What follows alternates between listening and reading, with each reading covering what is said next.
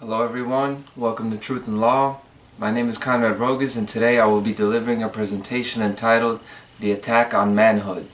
And this presentation will be about the attack on men and masculinity, what its qualities are and characteristics are. And the theme of this presentation is going to be Let he who is without sin cast the first stone. I'm going to be talking a lot about the role of men and not blaming other demographics, so it's going to be a lot of hard-hitting stuff, a lot of cold hard truth, which is basically the way I will be doing things on this channel. That's the name of the game here. And most importantly, it will be about exploring the causal factors of why this is allowed to happen. Who is attacking men? So this is going to have a lot to do with different demographics, the crisis between the genders. A lot of things are coming to a head. A big crisis is brewing about men, the dynamics between men and women. And I'd like to start by emphasizing how important it is for women to see this presentation, because any attack on men is an attack on women also, an attack on the family. And I hope the information presented here will help open some minds and hearts about the importance of respect, honesty, and unity between men and women. And since this will be a long presentation, I want to take a few minutes in the beginning to talk about my background, my personal life, which I've talked about a little bit. I haven't talked about it too much, but I think it would strengthen the message to tell you about the path that I took to learn what I have learned about this topic and why you should care. So in my first video, Dependence on Systems of Control, I mentioned that I came from Poland to the United States in 2005. Now, about 2010, I was close to entering high school, and my brother had moved out at this time. My father and I no longer spoke at this time, and my mom worked long hours. So, not a lot of role models in the house. I was raised with a lot of freedom. I had a lot of it now. And in those 5 or 6 years, I quickly picked up a lack of respect for authority figures. Because I just noticed, especially male authority, I just noticed that all these people were full of it, and they did nothing to earn the respect that they got. I thought it was unwarranted. So I was pretty averse to the conventional good man, the white picket fence, a role model. Now, by the time of freshman year of high school ends, most people's rebellious phase has ended. They've settled into some sort of identity or social group. I never really settled into anything. I was kind of a drifter, outsider. I like to read and learn, but not enough to actually do work outside of school. I love to play sports, but not enough to actually practice and join the team. So I would be cool with all these different social groups. I would be okay. I wasn't too much of an introvert, but I never really got close to any group. But the only thing that I did get close to and remain consistent was the presence of drugs and alcohol. So to cut a long story short, I became this relatively low-level drug dealer. Not by any means somebody who's moving huge amounts, but that's what I like to do because it allowed me to be around the things that I wanted to be, and also it was a way to get respect, an easy way to get respected without actually working hard to be that, like that model citizen, to garner that level of respect. But of course, there's no such thing as cheap respect, so I had this natural transition from a drug dealer to a drug addict, which a lot of drug dealers actually are. They're just, their little bit of affluence, their little bit of money allows them to mask their actual identity, which is that of an addict, right? But what this did for me is basically delayed the process of maturity by about 10 years. It was just a way for me to remain being a child. But it also allowed me to experience a lifetime of experiences in just 1 year. And that's the thing about drugs. They'll allow you to experience something that would usually require tons of time, tons of effort, but at the same time, on the other hand, they will rob you of those things. So what does this have to do with the attack on manhood and masculinity? Well, I've seen many men fall. I've been friends with murderers, Several people died that I used to spend a lot of time with, who maybe, I would call friends. And I've also been around men who are successful and do well in life, but then I've been around people who don't value their freedom or their life at all. And I got to see all those different things, and I was one of those people who didn't value their life and their freedom. It wasn't until I got sober that, and I stopped living a double life, that I realized that I was just like those full of shit authority figures that I saw growing up that I never wanted to be like. And I was just like those guys in the suits and the bow ties and uniforms. And the reason they were always fake to me is the same reason that I was fake. Because we are deep down just little boys inside, lost little boys who just want to fit in and feel secure. So we hide behind the uniforms, the bottles, and the guns. So that was my personal experience. Now let me tie that back to what's happening today, and let's begin the presentation. So the societal phenomenon, which I am calling the attack on manhood, is a combination of changing attitudes towards gender roles and a social engineering campaign carried out by members of the occult ruling class. And this has also been referred to as the masculinity crisis. And in recent years, the attack on manhood has gained more notoriety. Unfortunately, it's been politicized and characterized as an attack by left-wing liberals. In other words, it's been made to be something it's not. And these divisions and truncations prevent people from seeing the true big picture and the true causal factors. But before getting to the big picture, let's clearly point out what makes up the attack on manhood. What am I talking about? What things am I referring to? Now, not all of these are from a direct nefarious attack. Some of these things occur naturally or are domino effects of other things. But what are they? I've listed the 4 of them in the order of least important to most important in my eyes. So you've got the feminization of men's appearance. I'm talking about the look, the aura of men. This is more the outward view of them. I'll talk about that a little bit. Then the vitriol of the other demographics, meaning social hostility. I'll talk about that, how different groups, how women and children view them. This has been attacked as well. Then you've got your political correctness, the way men have to watch what they say now. And then societal re-education, which is the most important because it has to do with how boys are brought up to be men. And this is not an exhaustive list. There are more attacks on men. This presentation, there are books written about this topic. I'm not trying to fit everything in here, but by touching these 4, basically gives a general idea of what's going on, and most important thing, it'll help us to talk about who's doing it, why are they doing it, what is the goal, and what is the solution. So let's continue. The feminization of men's appearances. So is this just the way things are a progressing natural shift, or is it social engineering? Now I put this little thing together. You see Elvis. Now 20 years ago recently you had Michael Jackson. Then you got John Wayne and Clint Eastwood. And who's the main guy now? The bad boy, the ultimate bad boy image, Johnny Depp. Now we all love Johnny, but you see the earrings, you see the little. It's different. The facial hair is more groomed, and you got your shades, the hair. The image of that old school man has changed. Even the Pope. This is Pope Paul VI, who was the Pope in most of the 60s and 70s, and now you got Pope Francis, and a bit of humor here. It doesn't really matter what men look like, right? But there has been this softening of the image. It's happened, and I can't give you a black and white be all and end all proof that somebody is trying to poison the image of men by making men look soft, but this is happening.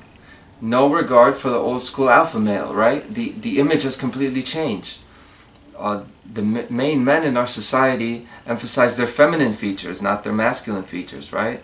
And then you have the hipster look. You've got all these wild fashion statements. And when men, but then also there are men who are super masculine now. You've got the, the fitness culture. There are expressions of masculinity for sure.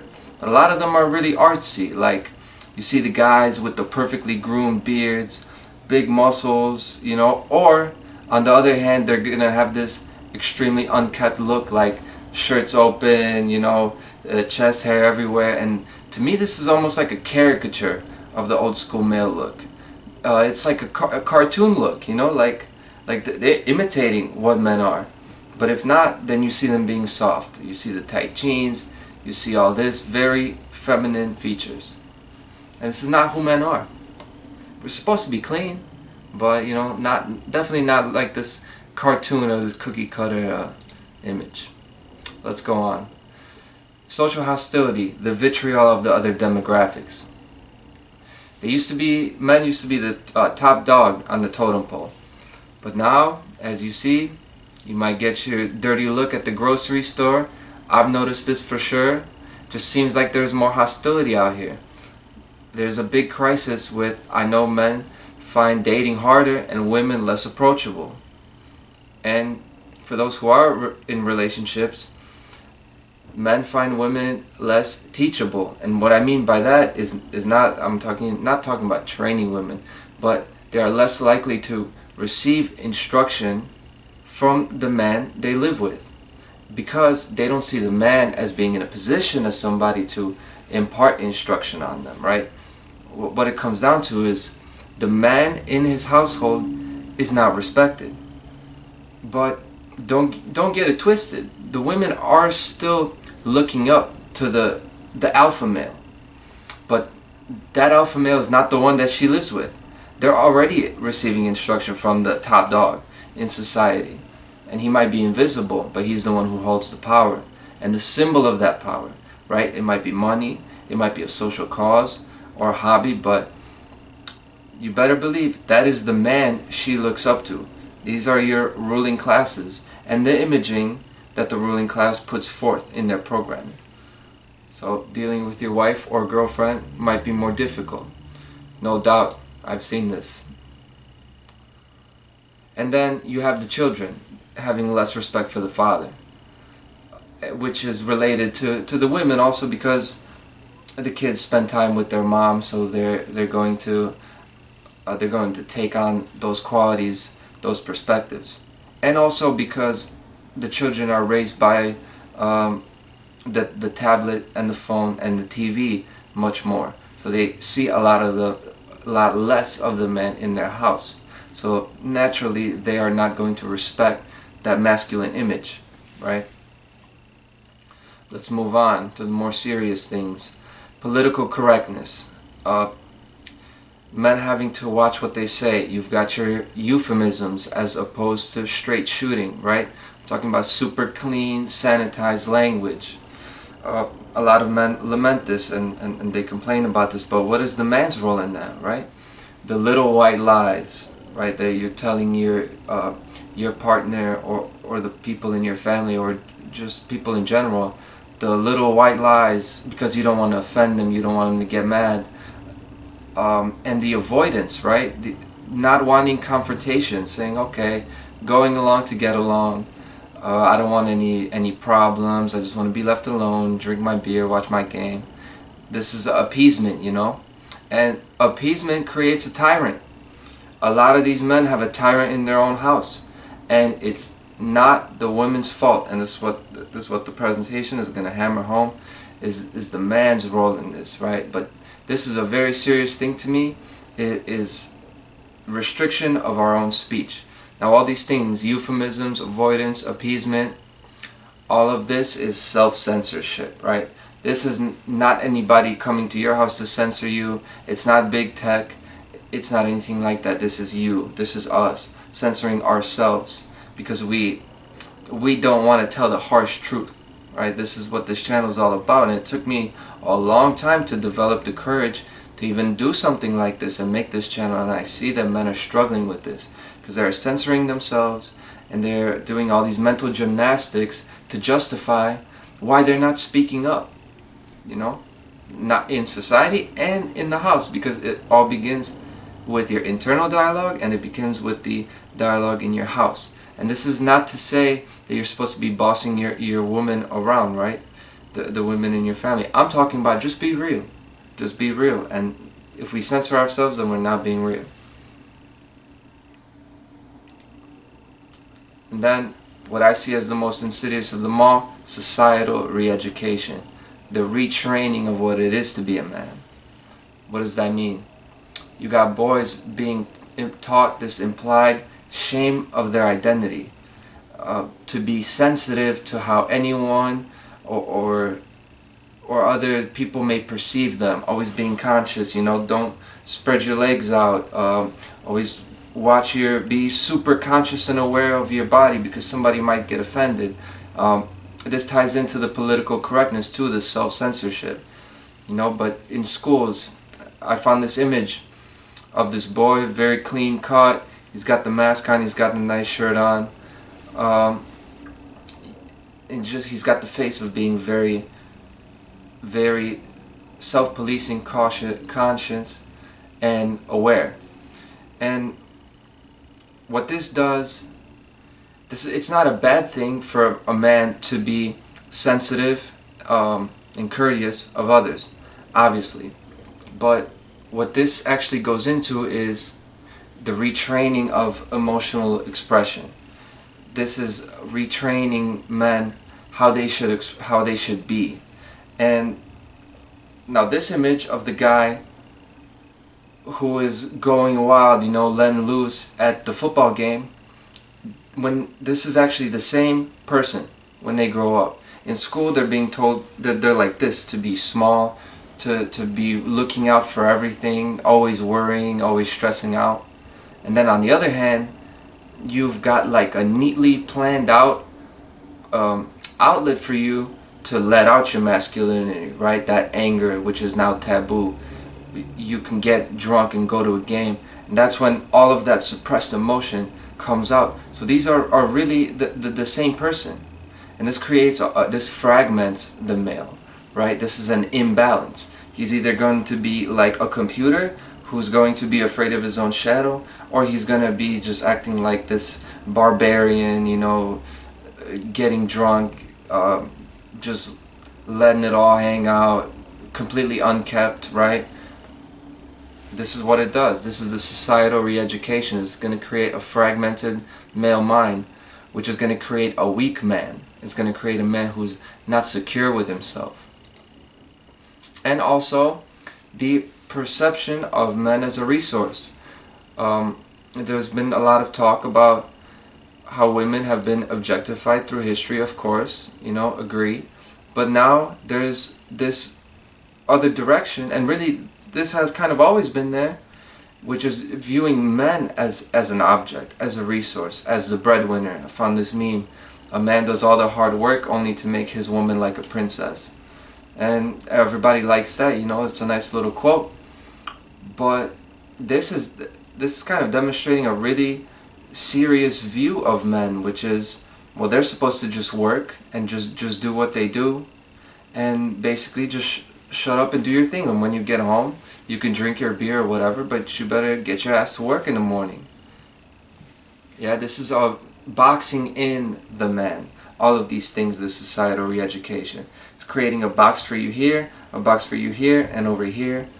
And this is going to ensure that you're not really stepping into your true self and exerting your actual true will in the world.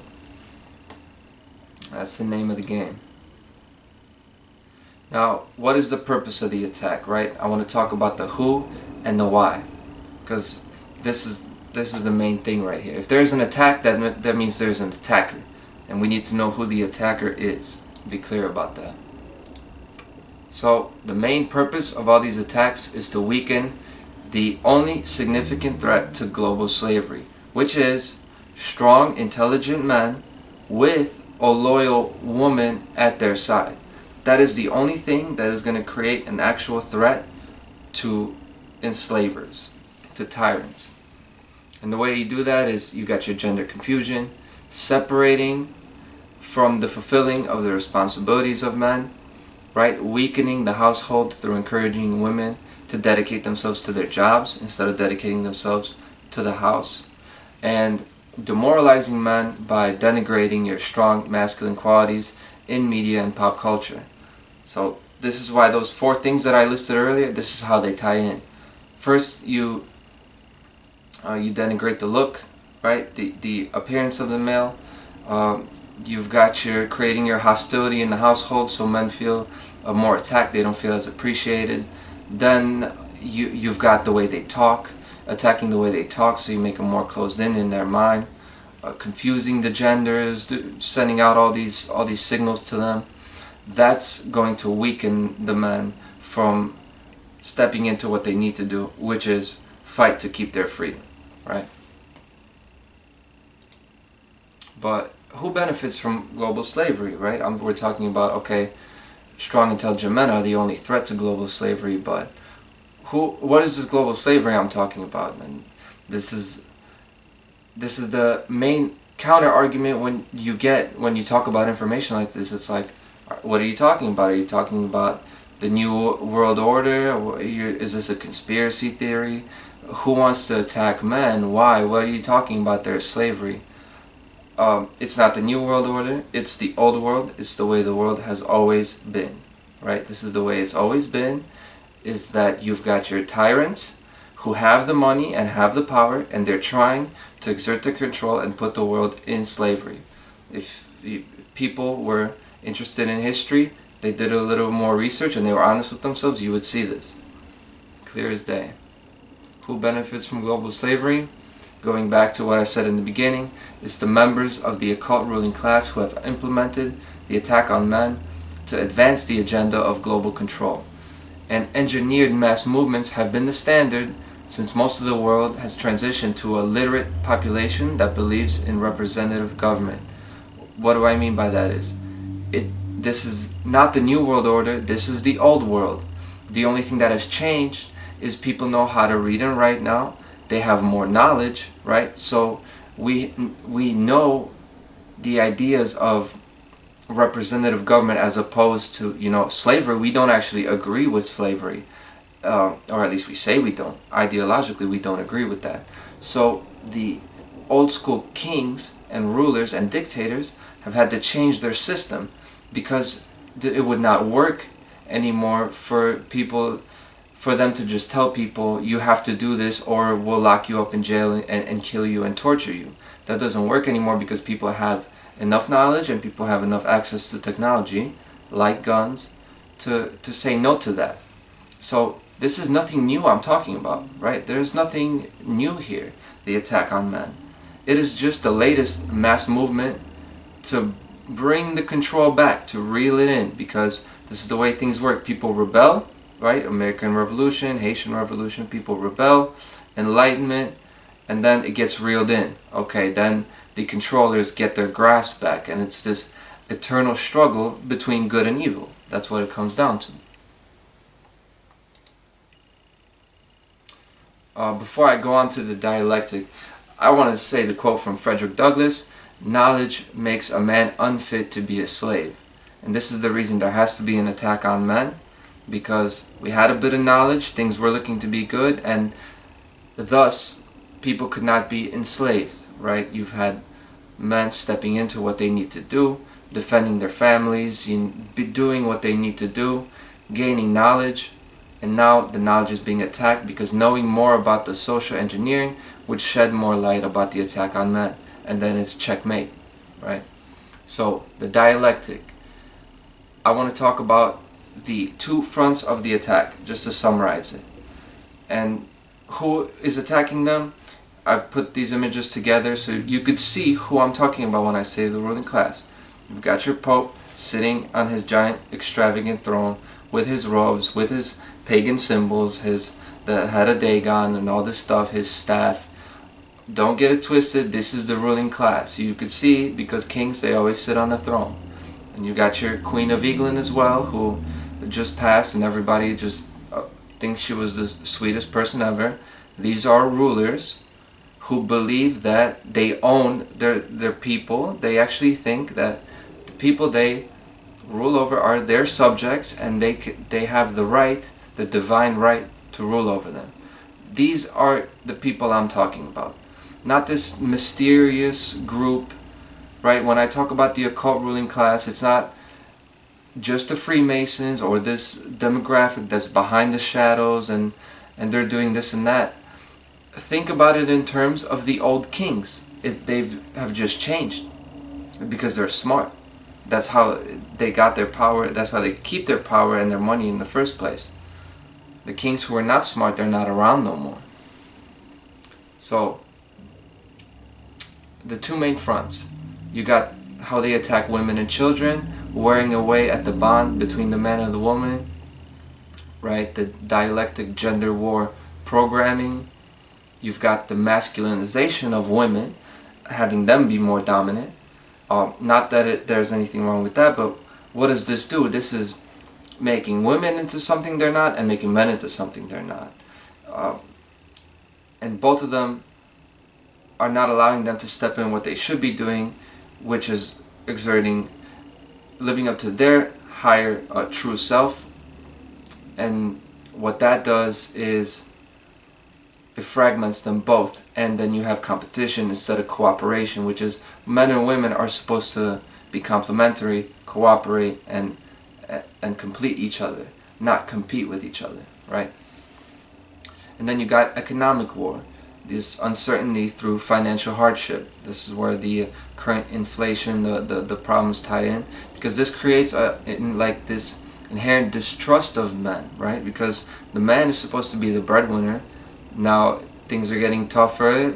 It's tougher to pay the bills now, so the women are even subconsciously, they don't respect the men as much because they cannot provide. So it's creating an anxiety, right? They don't know if they're going to be able to continue life this way, and that security is there's not as much security, right? And then the men themselves, wearing away at the moral character and societal aptitude of the men. So you got feminization, I've talked about that, distraction, through a whole bunch of different things, I'll talk about that, and addiction. And men have created the vacuum for these attacks to occupy, right? The only way the attack works is if your defenses are down. So, as an example, the political correctness, right? The way men or the boys are taught to be super clean and sensitive. Now, the way the dialectic works is it addresses a problem that actually was there. So, what I'm saying is, historically, men have abused their role and their voice, meaning we haven't lived up to a high standard.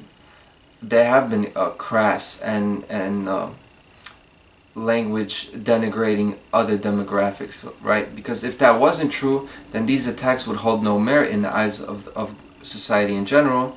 They would see it for the lie that it is. But men have not been angels, right? We've been living wrong. The past generations have been. So now women see the new male and they're like, man, they have a point, because there are abuses that men have committed, right? There are things we've done wrong. But the problem becomes now that men who are like generally well-intentioned, they think, well, I'm not doing anything wrong, so they think they have to fight back, and they defend an incorrect position, meaning they defend that I could do whatever I want, I could spread my legs out, I could use whatever language I want to in public, and I'm allowed to do that because I'm a man, I'm just a red-blooded dude, and these guys are just trying to turn me into they're trying to feminize me. And we fall into the trick of defending a position that we should not be defending. Meaning, you see somebody, they put on this uniform, and you put on the opposite uniform because you think that's what's supposed to do. That's what you're supposed to do, and this is the dialectic at work, right?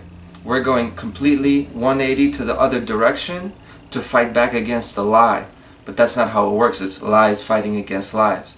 We have to step in in the middle, transcend the debate and step into our true will, what we need to be doing. But let's redirect the discussion, right? All this talk about what other people are doing to us. And discussions like this, they often take on the qualities of powerlessness and victim mentality, which is the whole reason I made this presentation, because I talk to a lot of guys and it's always like, man, look what they're doing to us. But it's like yelling and waving your fist at the sun for getting burned, as opposed to using some sunscreen. So this is what the presentation is all about. We are late to the party when it comes to the attack on manhood. We've done this, and we've allowed this to happen because the real attack on men started a long time ago. What we have today are just the final stages where the effects of the attack are glaring and alarming, right? But this is not anything new. So first, the belief in government authority took 90% of the manhood in society. And it's going to take, looks like it's going to take generations for people to get this, because I'm talking to people twice, 3 times my age, and they don't get it. But if a man can be told what to do, he is no longer a man. So let's be crystal clear about this, the problem of authority and government in the first place, right? This is your number one attack. And then you have spending all of your free time on leisure and entertainment. This is a huge epidemic for men. And the television was a weapon against us from the start, but nobody noticed it at first. You know, we let this happen, and now we complain about the lies that they're feeding our society, but we can step back into the role we've abandoned. That's what we need to do, through knowledge. If people act like they're ghosts and they're invisible and they're just like, man, look at what they've done and I can't do anything. But we're not observers, we're participants in this. And we can re-enter anytime, step into our true responsibility. And whenever the men decide to re-enter the world of the living, we will welcome you with open arms. I consider myself to be in the world of the living, because I'm using my voice to stand up for human freedom, and I'm ready to die for it in a second. Anytime I wake up, I'm ready to sacrifice everything to defend good against evil, right? So I'm waiting for more people to step into that. And finally, introducing alcohol as a staple in your life. The addiction to alcoholism, that's a huge factor. There should be a slide all to this. And I've talked about it in Dependence on Systems of Control, and I'll talk about it more, because the alcohol and the addiction is what allows this to happen. And every time men allow women and children to see them in a drunken, foolish state, they lose respect for you. At least subconsciously, they lose respect for you. And every time you dedicate your time to get drunk, instead of paying attention to them and paying attention to the stuff, the world around you, you become less of a man. And let me just say it straight up, most of you left your balls in the bottle. And that's fact. I've had to realize this myself. I'm not preaching to anybody or telling them to do anything that I won't do. But this is the hard truth. But, you know, we're not victims. Our wounds are self-inflicted. Main thing is people staying silent about slavery. This is the main thing I hold against men. Also, you know, then just appeasing, you want to appease your wife so she leaves you alone, pacify your kids, just put them to bed, just so you could relax. And relaxing for what? What is the point of relaxing if we're just going to have to go back into a nightmare world? And then you got your support for order followers, and the main thing, cowardice, a lack of willpower. This is the way we're keeping ourselves in this state today. And it's a whole lot of hypocrisy. It's a whole lot of the pot calling the kettle black. Masculinity's disease is not like some infection from the outside, which is what people make it seem like all of these attacks, but our disease is cancer. It's internal. It's a whole body condition, and there are a whole lot of factors that make this happen. So people talk about the symptoms, but they got to talk about the causal factors. How are we allowing this, right? who can be more at fault for the deterioration of men than those who stay silent and allow social engineers to have their way, right? These so-called men with nothing to say, they're not true men. They're just wearing the uniform of a man, right? Spectators for as long as they are on this planet. Like, those who do not put their shoulder to the wheel cannot complain about where the cart is going. You know what I'm saying? But the solution lies within.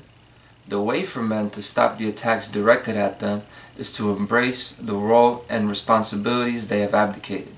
If and when they come into their true courage and will, by standing up to the immorality taking place around them, the attacks will no longer be effective and ultimately end. That's the solution. Right? If we talk about a domino effect, we have to find the first domino. So, like, is it the guy with the giant big earrings and the green hair, or like the girl that identifies with 4 different pronouns, that's causing the social degradation and collapse of your society? Of course not, right? So is it the social engineers who are feeding the masses these ideologies that are responsible? Now, I bet you thought I was going to say yes, but this is not even it. To a degree, that's true, but this is not the real thing. It's the lack of expression of manhood, true manhood, from the men themselves. And it's almost like the men have bought the programming that they're privileged, right? The whole male privilege thing. People say that the other demographics are buying into it, but I think we've bought into it. Because what does the word privilege mean, right? The word privilege means like a special law that applies to one person, right? It comes from privis legis, right? Privis, a private law, from Latin.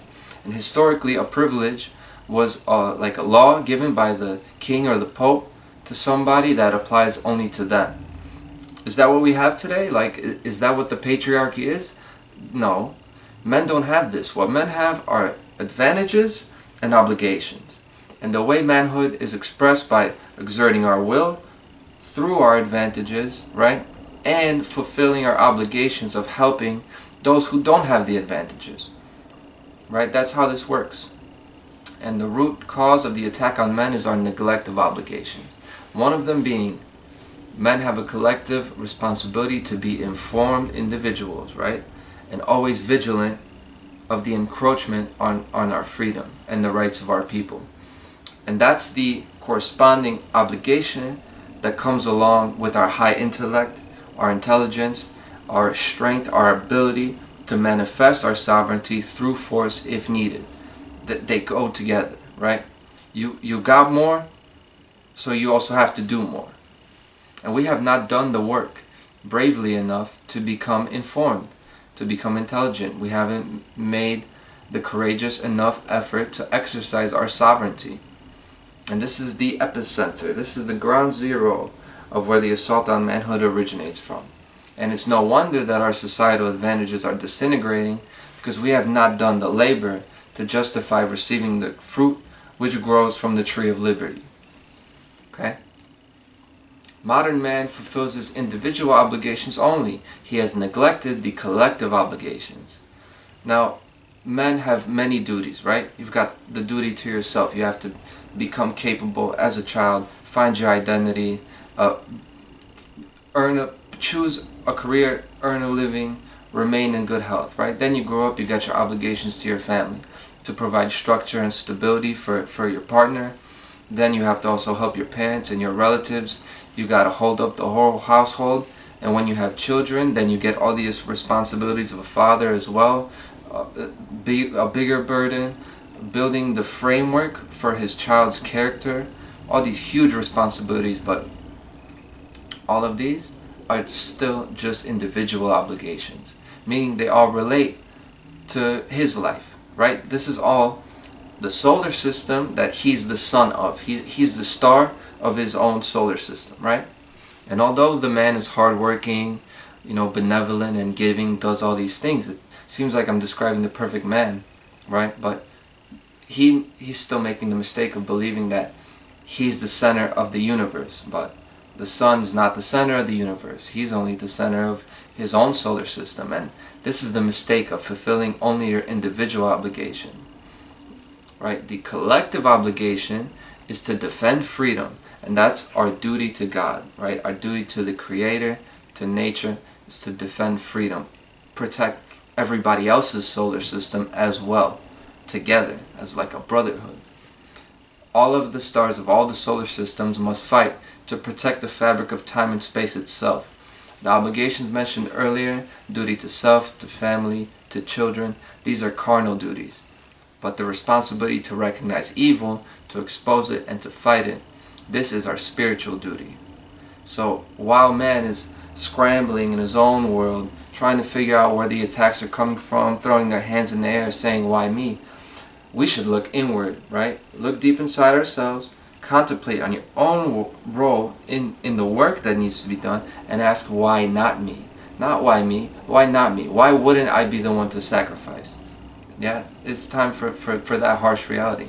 And when men to decide to stand up for freedom and to bring down institutions that support human enslavement, then they will notice that the cultural attacks, right, on their identity, they're going to stop immediately. So personal responsibility is the key and the solution to these problems. But the bottom line is, all the things that I've described here in this presentation, all the attacks, they all come down to fear. If you have no fear, the attacks have no power. So don't be afraid to be ridiculed. Don't be afraid to be confronted. Don't be afraid of a confrontation, a fight. And don't be afraid to be sober, right? Spend time with yourself in the mirror, because that's what everybody's really afraid of. Don't be afraid to be alone. Be alone if you have to be, but be true. Just be real, and that's the solution. So to send us home from this presentation, I want to bring some quotes from the people that I consider to be the enemies. These are the people who want to attack manhood, and this is what they're saying. This is why I take this so seriously, why I make presentations like this, because I read stuff like this, I know who these people are, and I know how serious this is, right? This is not a game. So, we've got, this is from Zena LaVey, the daughter of Anton LaVey, who was a high priest of Satan, right? Satanic priest. And she wrote in the book, The Satanic Witch. The Satanic Witch, among many other things, is a guide to selective breeding, a manual for eugenics, the lost science of preserving the able-bodied and able-minded while controlling the surplus population of the weak and incompetent. So eugenics, natural selection, selective breeding. We're talking about like genocide now. We're talking about you being wiped off the face of the earth. And that's what the attack on men is going to do in the long term. Now, you have to make the choice, right? If there's this, are you the able-bodied and able-minded, or are you the weak and incompetent? Now, I would make the argument that us men, most of the people that are going to watch this, we're the ones who are looked at as weak and incompetent. If you're working class, you're basically seen as weak and incompetent. If you can fall into alcoholism, weak and incompetent. That's how they see you. So don't get it twisted, right? You're being viewed subhuman by these people who view themselves as like a higher species than you, who are supposed to eliminate you, right? Now I've got another quote. The more we do to you, the less you seem to believe we are doing it. Seems like it comes from a movie, right? So who could have said this? You know, some kind of I don't know, some kind of banker, some kind of Bilderberg guy. The more we do to you, the less you seem to believe we are doing it. It's not from the Matrix. This comes from Joseph Mengele, so-called Dr. Mengele, right? One of the most evil and sick people in history, right? Who was doing experiments on children in concentration camps, right? This is who's doing this stuff. This is their mindset, right? These are psychopaths. Don't get it twisted. This is an attack by psychopaths. This is who they look up to. As soon as they get their hands on you, they're gonna they're gonna play out all their psychopathic fantasies, right? So if you're a true man like me, we gotta step up, because these little weasels, right? These snakes are coming up, and they're going to weasel their way into a state of power. And we're just gonna give it away to them by being weak and incompetent, like Zena LaVey says, right? And we're gonna find ourselves in slavery, and we will be in chains and handcuffs, watching them do torture and medical experiments on our women and children. Now, this is not like some kind of fantasy or crazy conspiracy. This is fact. This is not even 100 years ago. So, I want to end it just like that, because that's how serious this is. So, when you frame it that way, it's not about complaining. It's not time to complain. It's time to act. And I'm not saying there's anything wrong with relaxing, with living your life. We all want to live our life, do what we want to. But when people are like this are around, it's time to act, right? It's time to, that doesn't mean we have to be sober forever. It's time to be sober right now. Like, get ready, because it's time, it's the time of sacrifice that is required now, okay? So, thank you for your time. Enjoy the rest of your day, and let's go. Join me. Contact me. It's time that we go into tomorrow the way we should have been already. It's not time to cry. It's not time to complain. It's time to be true men. Thank you.